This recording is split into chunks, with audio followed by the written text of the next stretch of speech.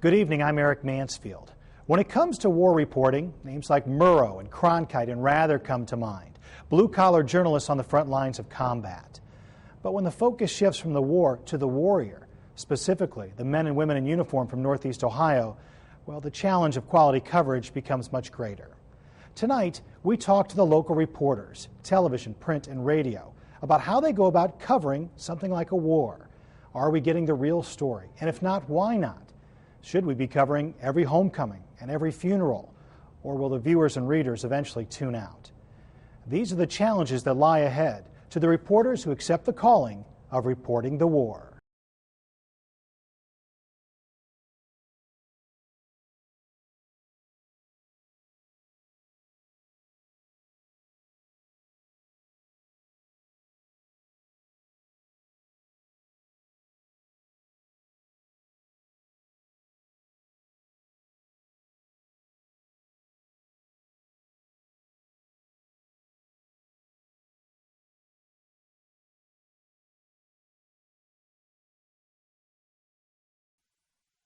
Anger in the neighborhood of the teen. Tim White is a veteran news anchor. So is crosstown anchor Leon Bibb. Both are also war veterans, and today their experience is as invaluable as it is unique in guiding combat coverage at the local news level. You can't cover the whole war, but you cover the war from the local angle, from the individual angle, from the single man or the single woman's vantage point. That's how you cover it. That's how I always looked at it. Because the draft doesn't exist and the great breadth of our population, our young population, isn't serving in uniform. And those who do serve are volunteers. I think far too many people say, you know what, that war, well, I don't like war news. War news makes me unhappy. I think I'll ignore it. It cannot be over-reported. At least that's my judgment. You know, there's nothing that is affecting our country more right now than the war in Iraq. I think that we need to keep that in the public's eye in every way we can. We cover a story like this, we try to be as sensitive as we can in reporting on this. We try to be as sensitive to the family's requests, but at the same time, there's a great feeling and a great outreach with the public to these families. They want to tell their story, and I want to be able to tell their story. And I think it's essential that we do this to find out who these men were. Akron Beacon-Journal reporter Jim Carney has written almost exclusively about local military troops and their families for 6 years, since the day every reporter at the paper stopped cold. First plane goes in, and looking up at the TV and what's happening. And when it became clear, when the second plane went in, within a few minutes, it was decided. We knew what was going on, and we were already talking about an extra edition that day. And then she says, we ought to pay attention to the National Guard and Reserve units, call up the Ohio National Guard, see what's going on, see if anybody's being called up. The only other link that we have is with family members who live here who will talk to us and share some of the correspondence they have with their soldiers in Iraq. That's not always easy to cover, but that's the human side of the war, which most people want to hear. And their families were calling me, wondering, what's it really like over there, Leon? He writes me, but what's it really like? And I tell them, what I can tell them. Sure. What I can tell them. Sometimes you have to pick and choose what you say. As far as covering the war, I think we're doing a very bad job covering the war. Because we aren't showing all sides of the issue, and we just cover the war when they leave and when they come back or when they're dead. We don't cover what's going on in between. But in this day and age, it's incredibly difficult because there are so many ways to try to measure what's going on in a conflict. One way is a casualty count. That casualty count is now approaching 200, a hefty price here in Ohio, leaving newsrooms with the challenge of how much time to give to each funeral and how to balance that with coverage of homecomings and deployments. We report and report very well when a Northeast Ohio soldier has been killed. And we cover very well the tragedy and the emotion of those families and of those funerals. But I also think that we ought to, as reporters, pay more attention to the living soldiers. When those soldiers return, in this case from Iraq, here to their homes in Northeast Ohio, it might be that somebody calls in and says, we heard that somebody from such and such a high school has been killed. Initially, if we don't have the name, I might call the high school and say, you know, we heard someone died in Iraq. And generally we get the name of the person very quickly once it's out in the community. It really is like walking an ethical tightrope. It really is, because you know you want to get their story, but at the same time you have to be sensitive to the fact that they are grieving. You know, they've lost a loved one, you know, thousands of miles away. They're being, you know, shipped back. They have some very vivid memories of the last time they talked to that person. Some of the families want to talk to you. Some of them don't want anything to do with you. And you try to get it, and you hope that when you put it together that it makes some sense as to the feeling of what these people are going through and what they've sacrificed for this. Sometimes interfering in a very private moment. I try to keep my distance away from people. I don't try not to interview people at the funeral itself. Now, when it's over and people are, you know, getting ready to leave, if I sense that I might be able to talk to somebody, I will, but generally I don't. In each community where there's been a casualty, there's a parade and a ceremony, and the veterans come out from the VFW hall. And in some of those communities, the local TV station and the radio station and the print reporters show up and they cover it. But not as much as they did in 2003, not as much as they did in 2004. It's because there's a war weariness, I think, now. There's a war weariness in this country. The toughest part in covering is going to the funeral home and deciding, okay, you know, how much of an incursion do we make here? You don't want to invade their privacy, yet at the same time you want to get, you know, if you're television, you want to get pictures of your radio, you want to try to get, you know, some comments from the service. That's a very difficult thing to deal with, because you're not sure. The family a lot of times reluctantly will agree to do that. Sometimes they don't agree at all. I really don't know what the answer is, because every man and every woman who is a casualty of the war ought to be mentioned some way or another. Somebody ought to take time and reflect on that person's name at least. You will go days and days and days seeing parents who lost their children, soldiers who were killed, people leaving, people coming back, tragedy after tragedy after tragedy. I went 1 week where for, I think 3 weeks in a row, I did funerals and death. That's what I did. And if you don't think that wears you down, it does. Journalism in general takes its toll on the storytellers. But when it comes to covering the military, those who've worn the uniform have a distinct advantage. Yet for all of them, stories about the war are quite personal.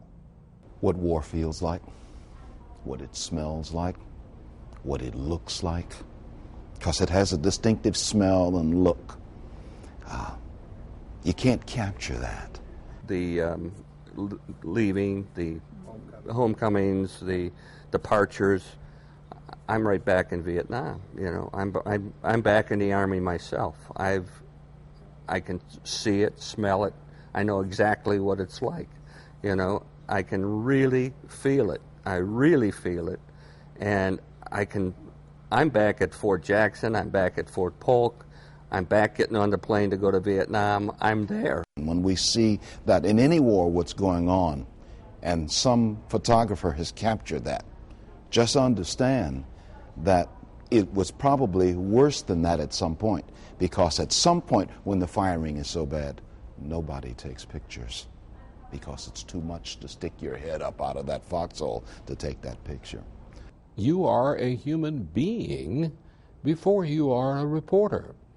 And you being the veteran you are, you know, Eric, that when you're involved with a group of men in a battle situation, your heart is going to go out to those men because you are seeing the difficulty and the trials and the tribulations that they are going through. To me, I think I've learned that I think you need to go out and knock on doors with people and talk to them and find out, hear their story, wherever they are. I mean, this has just been military stuff, but that's sort of the lesson I've taken from it. This one is Corey Endlich from Massillon. I was very moved by the slideshow they had at Massillon High School. And Kenny Love, the photographer, was shooting pictures, and I was sitting up there and I said, hey, and when that picture showed up, that one, I just thought of my own kids who are now adults, and that's why I keep that up there. Stays with you. These are, they were boys. And journalists have a responsibility to understand that they're dealing with a culture, the military culture, that they may not have participated in.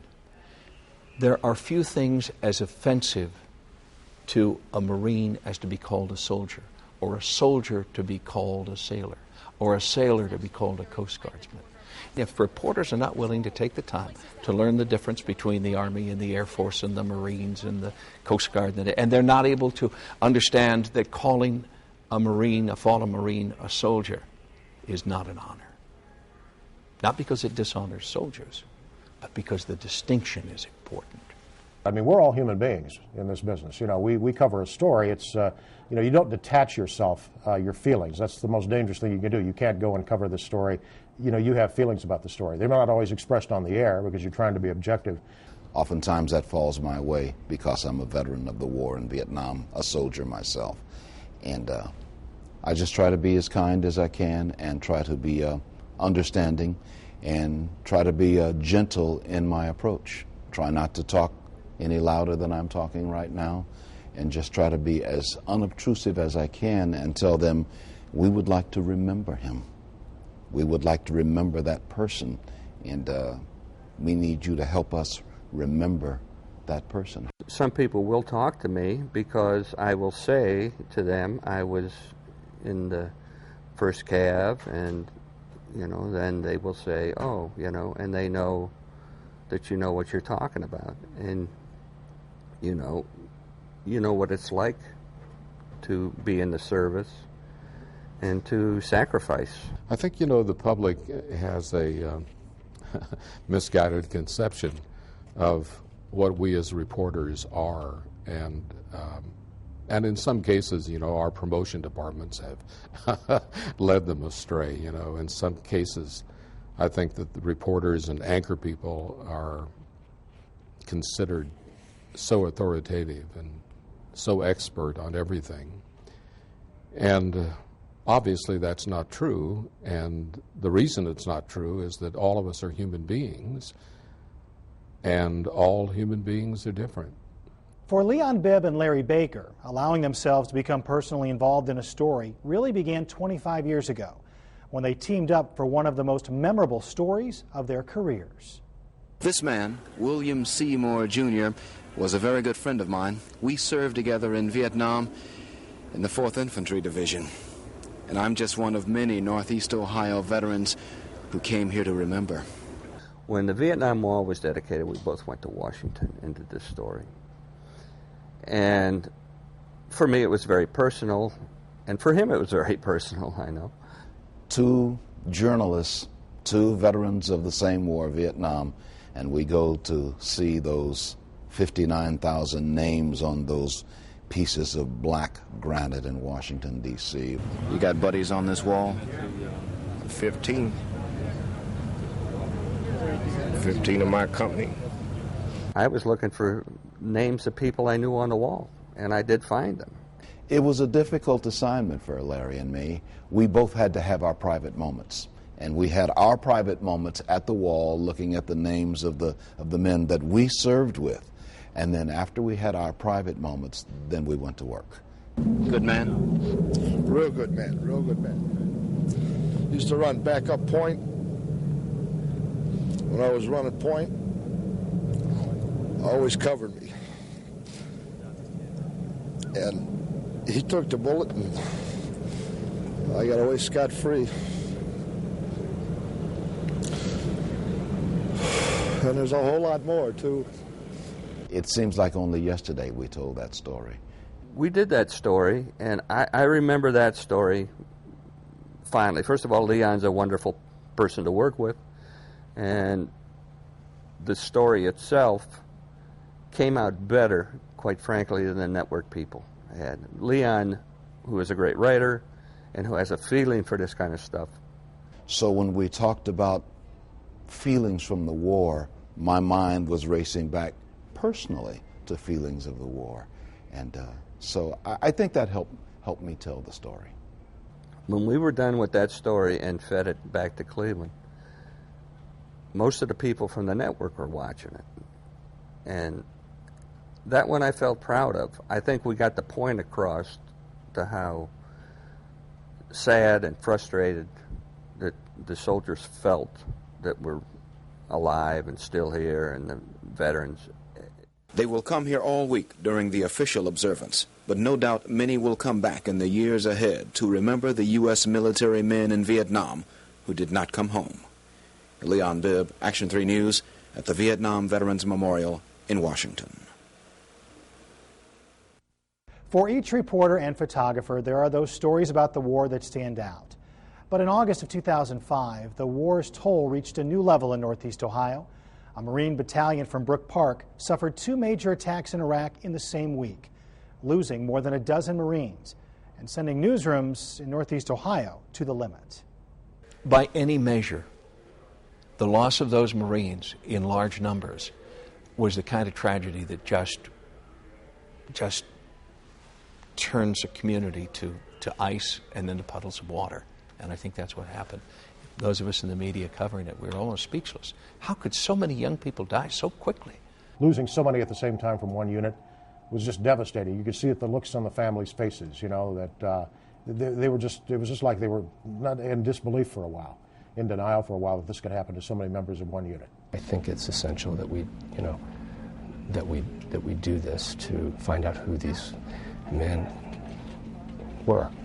So I knock on the door, and just about every single time, you know, the family says, "Come on in," and we sit down. They sit down. Usually it's a mom and dad or several family members on one couch, and I'm on another chair, and we just talk. Huge impact, just a huge impact, because so many of those men were from our area, and so many died in a short amount of time. It was just devastating, and my heart bled for them and for their families. We should see the tragedy of it, and we tend to see the heroics of it. We should see the tragedy of a funeral that happens like that. And it is a tragedy to me. It is a tragedy. I don't much care for a cold-eyed, steely-voiced, objective report on the deaths of our men and women who serve in uniform. No, you don't have to tear up, although we sometimes do, but you have to tell it in the human dimension of lives that were voluntarily sacrificed for our freedom. It's nothing less than that. You had so many families that were trying to deal with this, and it was such a shock. I was impressed with the outpouring of public support, with all of the things that were left at the base there where they were from, the remembrances, which is it just was overwhelming to look at that and see the outpouring of love and support for these families. A few months after the tragedy, the battalion's weapons company, an Akron-based unit, returned home, providing the community and the media with another side of the 325. Just tell him I missed him. We just had the worst summer without him and everything. We love our Uncle Nate, and welcome home. Here's Uncle Nate. What are you going to do when you see him? Oh, no. Cry lots. He's almost home, isn't he? Because they had lost all these people. It was dark. It was October or September. It was like fall or something. October, maybe. But it was... They were coming in at like 5 in the morning or 6 in the morning, and there were thousands of people down, hundreds of people down there waiting for them. And it was the plane landed. And these guys, these Marines, walked in from the dark. It was like, you know, you couldn't. It was just so dramatic. Yeah, the sound of Americans. There were widows of Marines who died there, waiting, you know, to see these guys come home. You know, that stands out as, you know, just one of the top moments. You know, because of what had happened with these guys.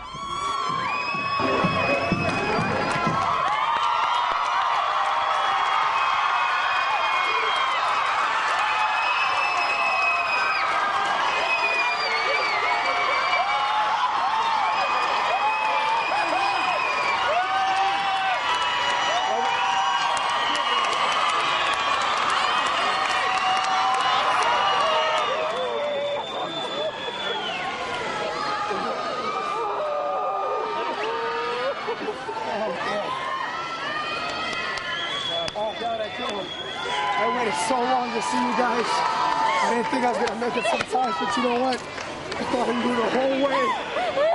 The whole way I thought of you guys.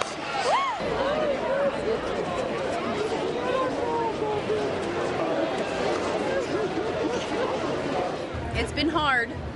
Just having to remind them who their dad is. That way, you know, they don't forget, especially when they're this little. The question for most reporters is how to take their storytelling to the next level, how to conquer that distance to the battlefield to tell better stories for Northeast Ohio, and reach deeper into the stories that are being told to find the stories that need to be. I think that if there is an untold story almost to any war, particularly in our business, in television, it is that we don't delve into what life is really like for that combat soldier. Now, that is one thing that has changed.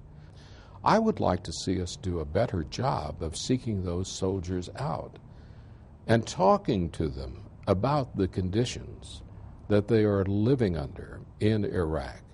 Talk to them about their everyday duties. Get them to explain as first-hand observers what is really going on there. We don't do in depth enough. We do, you know, a minute and a half. We tend to ignore it and only see it from a one-sided viewpoint. And that's, local news is and I understand local news can't cover it the same way national news does. What we don't do enough of is talk about what happens to the veteran when they come home. How's their family doing when they're gone? How about the older veterans down at the VFW Hall and their spouses who may be putting together care packages to send overseas? Are we doing that story? Probably not enough. We're not putting this war in the context of people's daily lives. That's where we're failing as local stations. I think we need to tell the truth as much as we can, and we need to do it, in my humble opinion, every day. The stories that I want to tell is what happens to them when they come back and they try to resettle back into civilian life. You know, are we creating another Vietnam here as far as the, you know, what impact this is going to have on troops psychologically, mentally, socially, you know, emotionally coming back from this war? I don't think that story will be told until a few years from now, or a couple or 3 years from now. We must understand what war is about, and we must also understand that some of them will not come home. So let's make sure that the war we send them to is a war we really want to send them to. Let's make sure this is really what we want to do. I tell people who ask me all the time, I mean, to me, it's the best assignment I've ever had. It's the most meaningful. It's been really interesting to take it from the beginning to now. At first, it was went to a couple stateside military bases where some local troops were assigned. It's been difficult, but it's been really an honor for me to really be able to do this, to meet these families and try to tell these stories. People care about what happens to them. They're not suffering alone, or they're not going through this alone. And I think that there's a connection there between our audience and the families of these troops that are coming back. I get calls from parents about other stories now. So, I mean, I think you have to treat the families with such delicate respect and care,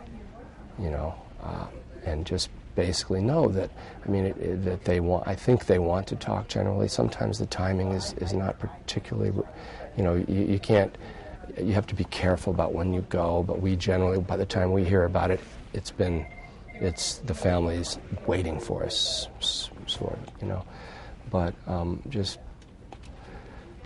be empathetic and,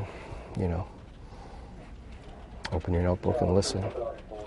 The biggest stories that need to be told, Eric, will be those that focus on the veterans who return after time in Iraq and after time in Afghanistan, and how they come back into our communities and the problems they face and the triumphs they have, because too often we focus only on the problems that vets have when they come back and readjust.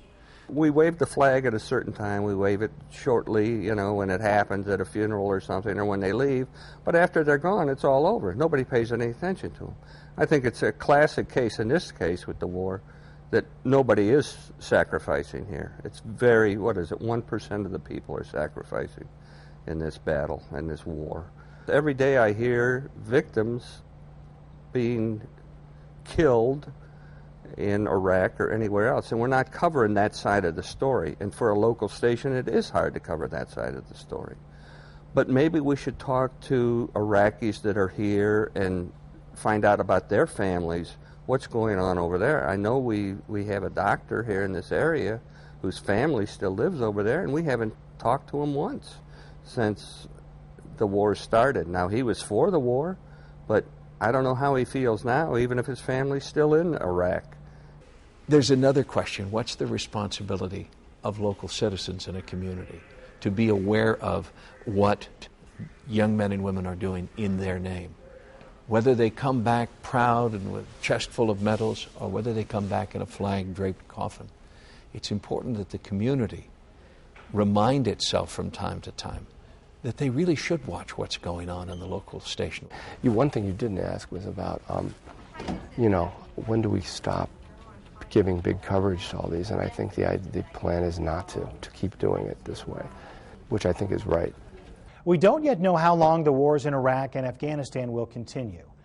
But as journalists, we can't let the distance to the front lines keep us from telling the truth. And we must continue doing so long after the last shot is fired if we are truly reporting the war. Thanks for joining us, everybody. Good night.